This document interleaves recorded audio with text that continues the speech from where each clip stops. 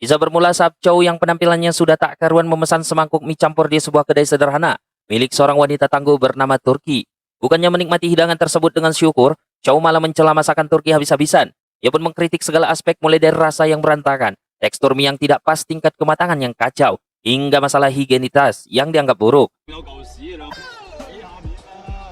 Perselisihan pun tak terelakkan hingga akhirnya Chow dengan sombongnya mengaku bahwa ia sebenarnya adalah sang dewa memasak yang melegenda.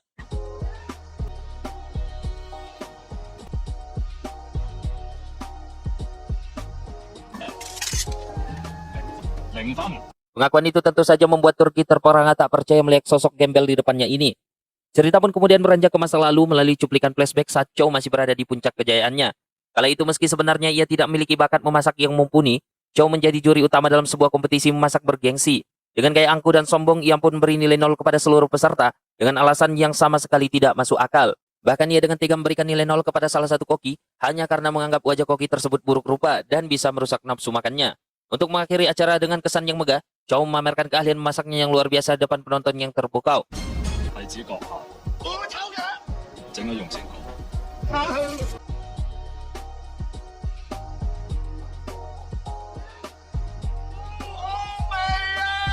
Namun kenyataannya itu hanyalah sebuah rekayasa. Koki-koki yang bertanding telah ia bayar untuk berpura-pura kalah agar reputasi Chow sebagai dewa masak tetap tak tergoyahkan. Kelicikan Chow berlanjut ke dunia bisnis saat ia bertemu dengan mitra usahanya, Pak Mantai. Mereka mendiskusikan rencana peluncuran produk bakso terbaru. Saat melakukan uji kualitas, Chow menganggap tekstur bakso tersebut tidak cukup kenyal. Tanpa rasa hormat, ia justru memantulkan bakso itu tepat ke wajah Pak Mantai sebagai luapan kekecewaannya. Tak lama setelah rapat bisnis berakhir, seorang pria bernama Bultong muncul mencegat Chow. Ia mengaku sebagai lulusan Akademi Masakan Cina yang sangat berbakat dan mohon untuk dijadikan sebagai asistennya. Chow memberikan syarat yang sangat aneh dan merendahkan sebagai ujian masuk. Namun karena ambisi yang besar, Bultong menuruti perintah tersebut, hingga akhirnya ia resmi diterima bekerja. Nasib sial menimpa Bultong pada hari pertamanya bekerja. Saat dia ditugaskan untuk menyajikan anggur merah kepada Chow, kakinya pun tersandung secara tidak sengaja, hingga minuman tersebut tumpah. Kejadian sepele ini menyulut kemarahan besar dalam diri Chow. Sebagai hukuman yang sangat kasar, Chow pun membenamkan wajah asisten barunya itu ke dalam masakan panas. Tindakan sewenang-wenang itu menjadi bukti betapa butanya Chow oleh kekuasaan dan gelar yang ia sandang saat itu. Tanpa ia sadari bahwa badai kehancuran sedang mengintai dari arah yang tak terduga. Pada suatu hari ketika Chow sedang merayakan pembukaan cabang restoran terbarunya, ia pun melakukan demonstrasi masak di hadapan publik dan didampingi oleh Bultong. Namun di tengah-tengah pertunjukan tersebut, Bultong justru berkhianat dengan sengaja memberikan ulasan buruk dan menjatuhkan masakan Chow di depan semua orang.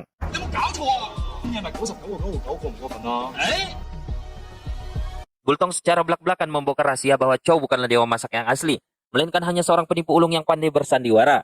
Dalam situasi yang kacau tersebut, Bultong yang memang memiliki kemampuan masak luar biasa, mulai memamerkan hidangannya sendiri dan memproklamirkan dirinya sebagai dewa masak yang sesungguhnya.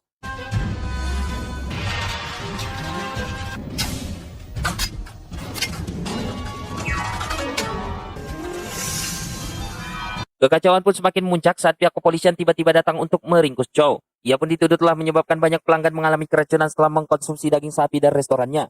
Ternyata semua ini adalah konspirasi jahat antara Pak Mantai dan Bultong yang sudah lama bekerja sama untuk menggulingkan Chow. Akibat fitnah dan rencana matang tersebut, Chow pun akhirnya ditangkap dan kehilangan segalanya.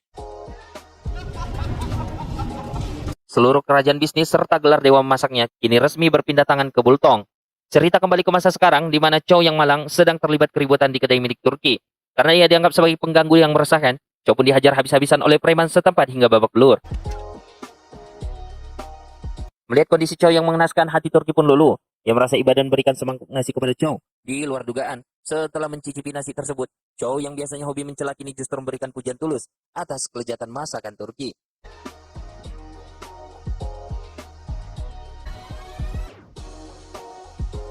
Malam harinya, situasi di pasar menjadi tegang saat Turki terlibat perselisihan sengit dengan seorang pemilik kedai bernama Agus. Mereka berdebat panas mengenai hak penjualan menu dagangan yang unik, yaitu udang kencing dan bakso sapi. Di tengah ketegangan itu, Chow yang bersembunyi mencoba ikut campur tanpa menampakkan diri. Namun sialnya, persembunyiannya terbongkar saat suaranya dikenali oleh Agus dan anak buahnya. Hal ini membuat Chow terancam hukuman berat berupa potongan tangan. Beruntungnya, Turki dengan keberanian pasang badan untuk membela Chow. Dengan gertakan yang luar biasa, Turki berhasil menciutkan nyali Agus beserta seluruh anak buahnya hingga mereka mundur ketakutan.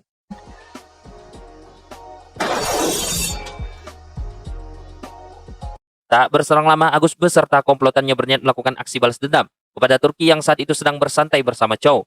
Namun suasana yang semula panas mendadak hening saat mereka semua terpaku melihat sebuah fenomena aneh di atas meja. Bakso sapi yang dikombinasikan dengan udang kencing itu tampak memantul-mantul dengan sangat elastik, layaknya bola pingpong. Agus merasa heran dengan nama hidangan yang terdengar nyeleneh itu, yakni bakso sapi kencing. Begitu ia mencicipinya, kuah di dalam bakso tersebut memuncrat deras dan berikan sensasi rasa yang luar biasa, hingga membuat Agus berhalusinasi, saking lezatnya. Chow kemudian membeberkan rahasianya, yang menjelaskan bahwa tekstur seajaib itu hanya bisa dihasilkan oleh tangan Turki, sebab hanya Turki yang memiliki tenaga luar biasa untuk menumbuk daging sebanyak 26.800 kali, hingga mencapai tingkat kelenturan yang sempurna. Melihat potensi besar ini, Chow, Turki, dan Agus sepakat untuk menjalin kongsi bisnis dengan membuka kedai bakso bersama, menjadikan bakso sapi kencing sebagai menu jagoan mereka. Perjalanan bisnis mereka dimulai dengan pembukaan cabang pertama. Awalnya kedai mereka sepi peminat karena harga yang dipatok tergolong mahal. Chow pun mutar otak dan mengubah strategi. Ia menurunkan harga secara drastis, bahkan menggratiskan baksonya demi memancing pelanggan. Pelanggan pertama mereka adalah seorang suster, namun ia tak sempat memakannya karena mendadak dipanggil atasan. Tanpa sengaja bakso itu terbawa dan dimakan oleh seorang pasien. Di saat Chow dan kawan-kawan hampir menyerah, tiba-tiba suster tersebut kembali bersama rombongan pasien lainnya yang telah ketagihan dengan baksonya. Melihat antusiasme yang meledak, Chow langsung menaikkan harga baksonya menjadi jauh lebih mahal dari semula. Lambat laun kedai tersebut viral dan menjadi buah bibir hingga diliput oleh berbagai media. Bisnis mereka berkembang pesat dan nama bakso sapi kencing itu pun semakin populer. Dalam sebuah wawancara, Chow menunjukkan keunikan baksonya dengan cara memainkannya seperti bola pingpong. Sebuah atraksi yang membuat Bultong dan Pamantai mulai merasa terancam akan kembalinya kejayaan Chow. Suatu hari Bultong dan Pamantai menemui Chow yang kini telah kembali sukses. Dengan penuh percaya diri, Chow menyatakan niatnya untuk mengikuti kompetisi Dewa Memasak. Chow menyatakan niatnya untuk mengikuti kompetisi Dewa Masak bulan depan demi merebut kembali gelarnya yang hilang.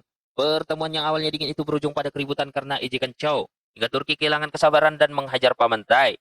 Chow segera membawa Turki menjauh untuk menenangkannya. Di momen inilah mulai terlihat bahwa Turki sebenarnya menaruh hati pada Chow, meski Chow meresponnya dengan kasar, yang membuat Turki pergi dengan perasaan terluka.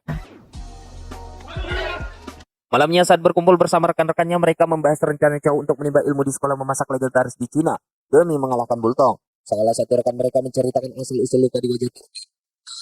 Turki adalah wanita yang sangat cantik, namun wajahnya rusak akibat bertarung melawan demi membela harga diri Chow saat dihina. Dagangannya masih diberi foto Chow sebagai bukti keagungan yang luar biasa. Chow pun akhirnya tertegun menyadari betapa besarnya pengorbanan wanita itu.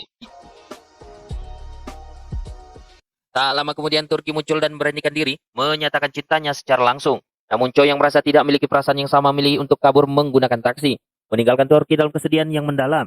Singkat ceritanya, saat Chow sudah berada di Cina untuk mencari sekolah masak tersebut, ia dikejutkan oleh kemunculan Turki yang ternyata menyusulnya hanya demi membawakan segala keperluan pribadinya. Di sanalah Turki mohon agar Chow memberikan gambar hati padanya sebagai kenang-kenangan cinta.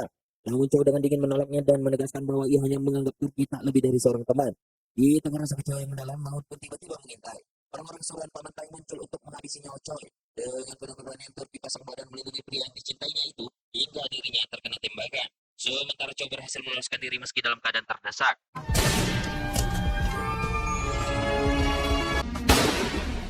Satu bulan berlalu, ajang kompetisi Dewa Masak yang paling bergengsi pun digelar. Kursi juri ditempati oleh sang ratu, rasa yang dikenal dengan dingin dan teliti. Bultong pun telah hadir di lokasi dengan penuh percaya diri. Sementara kursi untuk Chow masih tampak kosong, Bul pun mulai merasa cemas saat melihat fenomena rasi bintang di langit yang seolah menjadi pertanda buruk baginya.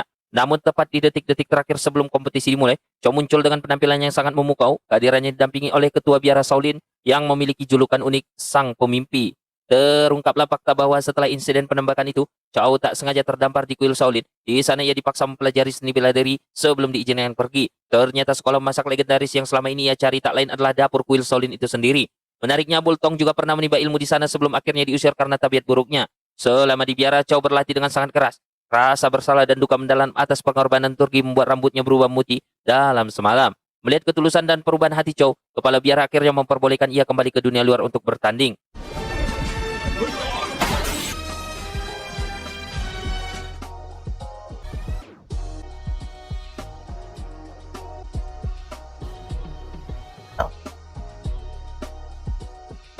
Kompetisi pun berlangsung sengit, satu demi satu peserta gugur karena kritik tajam sang juri yang tak mentoleransi kesalahan sekecil apapun.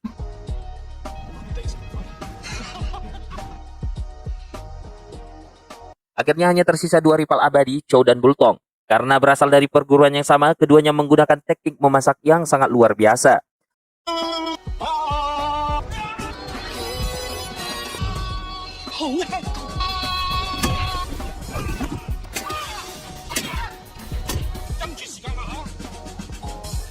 telah menjadi ahli, sifat konyol Chow tak lantas hilang. Ia sempat-sempatnya mengejek Bull dengan meniru setiap gaya masaknya.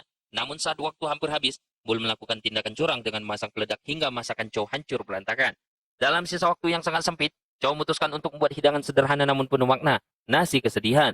Menu ini pun merupakan replika dari nasi yang diberikan Turki saat ia kelaparan dulu. Bedanya, kali ini Chow masaknya dengan teknik kungfu tangan kesedihan yang ia ciptakan sendiri dari rasa penyesalan mendalam. Saat sesi penjurian, meskipun Ratu Rasa mengakui bahwa masakan Chow jauh lebih nikmat, ia justru memenangkan Bultong. Hal ini karena sang juri telah diancam dan berada di bawah tekanan pihak Bull.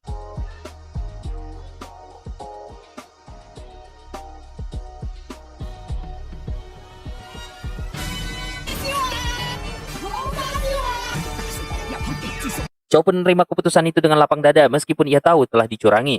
Ia berpesan bahwa setiap orang yang masak dengan hati yang tulus pada dasarnya adalah seorang dewa masak. Tiba-tiba, suara guntur menggelegar dari langit terbuka.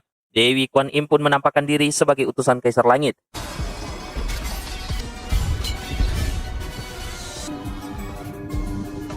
Terbongkarlah identitas asli Chow.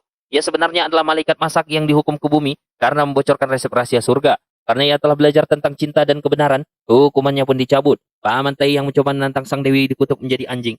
Sementara Bultong mendapatkan hukuman yang mengerikan. Tepat pada malam Natal, Agus memberikan kabar mengejutkan bahwa Turki sebenarnya selamat.